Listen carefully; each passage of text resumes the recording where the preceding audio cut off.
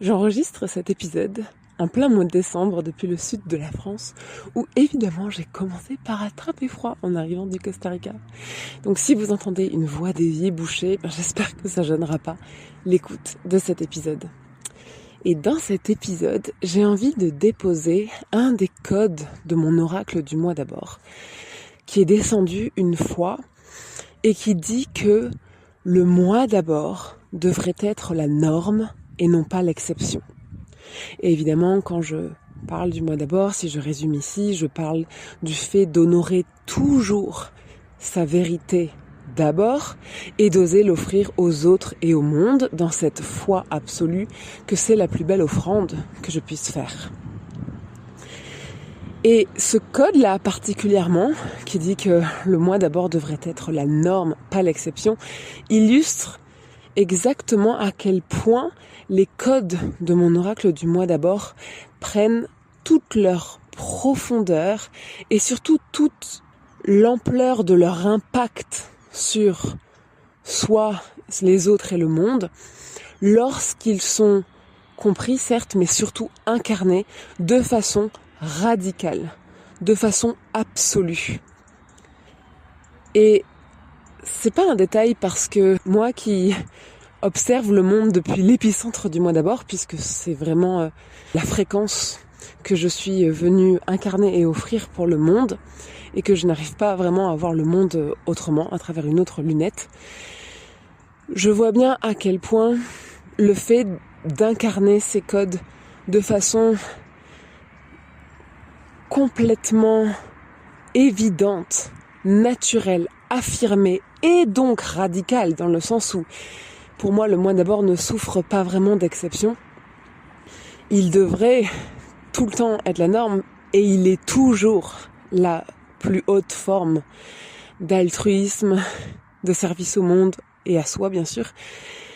Donc pour moi, qui observe le monde depuis l'épicentre du mois d'abord, je vois bien à quel point les épiphénomènes qui s'apparentent à des incitations au mois d'abord dans notre société actuelle, et là je vais parler pour la société que je connais, donc la société occidentale moderne, eh bien, restent justement exceptionnelles. Les invitations au mois d'abord que nous avons aujourd'hui dans notre société sont exceptionnelles. Un exemple qui illustre bien ça, que j'aime bien reprendre, c'est celui du masque à oxygène dans l'avion. Exemple surutilisé dans le monde du dev perso, qui nous conseille dans l'avion de ne poser le masque à oxygène sous son enfant qu'une fois que l'on a soi-même pu enfiler ce fameux masque à oxygène. Pourquoi ? Parce que pour pouvoir aider les autres, il faut qu'on se soit mis nous-mêmes en sécurité. Pourquoi cet exemple il est parlant ?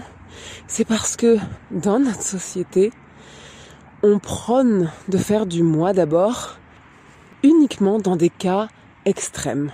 Typiquement, quand l'avion va se crasher. Quand on a tout donné. Quand on a tout sacrifié.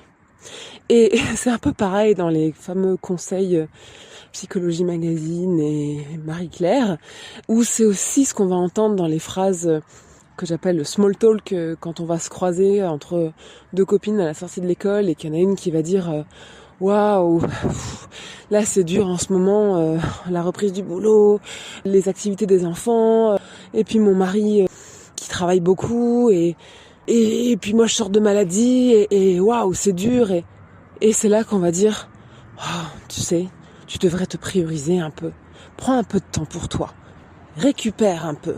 Et c'est déjà pas du tout garanti que cette femme prenne du temps pour elle et pour récupérer, entre guillemets. Mais même si elle le faisait, elle ne le ferait que parce que elle estimerait que elle a quand même suffisamment donné.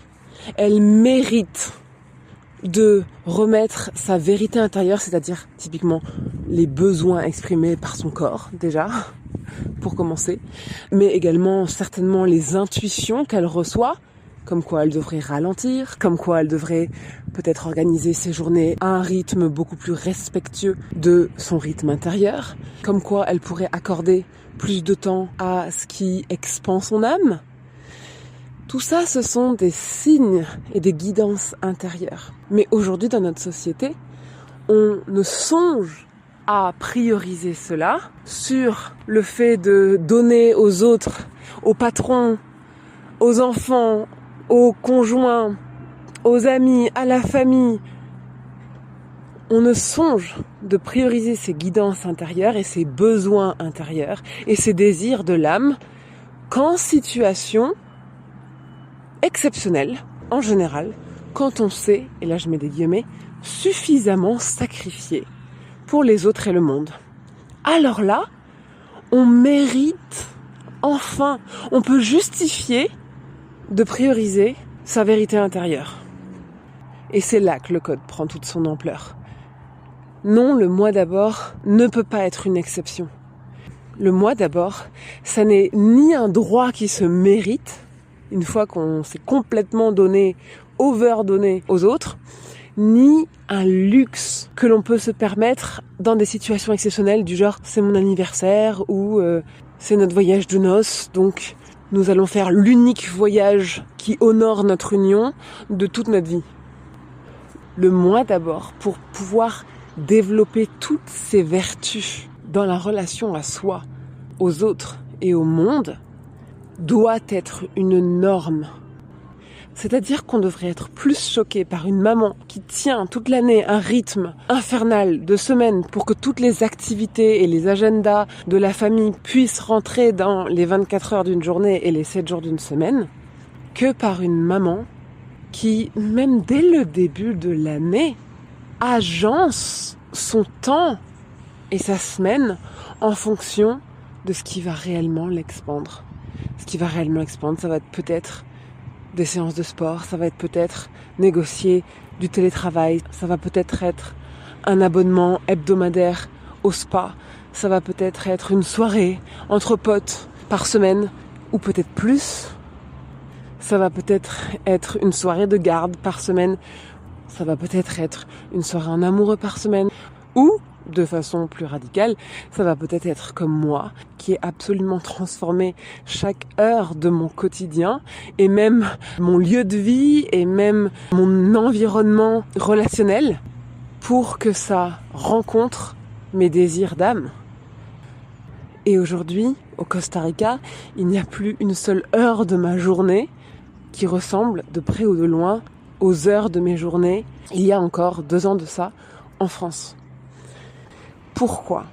Parce que je sais, alors c'est même pas je suis persuadée, c'est je sais que regarder le fait de prioriser sa guidance intérieure, donc encore une fois cet élan de joie, de paix intérieure, le fait de le regarder comme devant être honoré de façon exceptionnelle, le fait de le regarder comme un luxe, presque un caprice. Quoi ? T'aimerais bien vivre ta vie en maillot de bain ? Oui, non mais attends, la vie c'est pas un conte de fées, hein. Mais je veux pas vivre un conte de fées. Mon âme me dit, en fait t'es faite pour vivre sous le soleil, sous les tropiques, sous les cocotiers, plus ou moins en maillot de bain toute la journée. C'est mon âme qui me chante ce murmure-là en fait. Pourquoi je ferais du fait de pouvoir vivre en maillot de bain une exception ?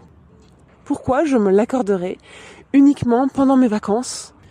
Uniquement quand j'ai bien fait mon quota, habillé en tailleur talons hauts dans des bureaux fermés, alors que c'est mon élan de vie et de joie, alors que mon âme me dit « mais tu es faite pour vivre ça ». Alors j'en fais une norme, j'en fais pas une exception. Et c'est pareil pour absolument tous les élans intérieurs.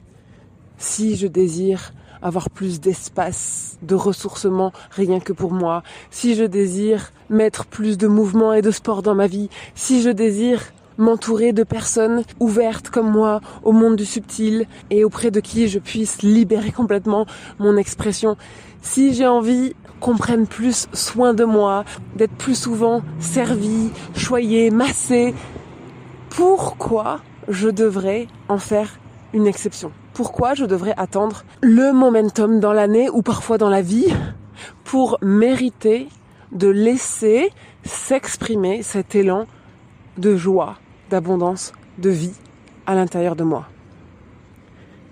Et je prends ces exemples pour insister sur le fait que le moi d'abord est un code radical. Ça n'est pas un code conditionné à certaines circonstances, à un certain niveau de mérite, à un certain niveau d'accomplissement, à un certain âge, comme la fameuse retraite, où on a sacrifié la plus excitante partie de sa vie pour les autres et pour le monde, et que enfin on se dit « Ah, je vais pouvoir faire du moi d'abord ». Le moi d'abord est toujours la voie la plus directe vers ce qui va expandre mon âme, et donc mon humaine, et donc ma vie, et donc mes relations, et donc les autres, et donc le monde. Donc pourquoi l'honorer de façon exceptionnelle alors que c'est la plus belle offrande que je puisse faire au soi, aux autres et au monde?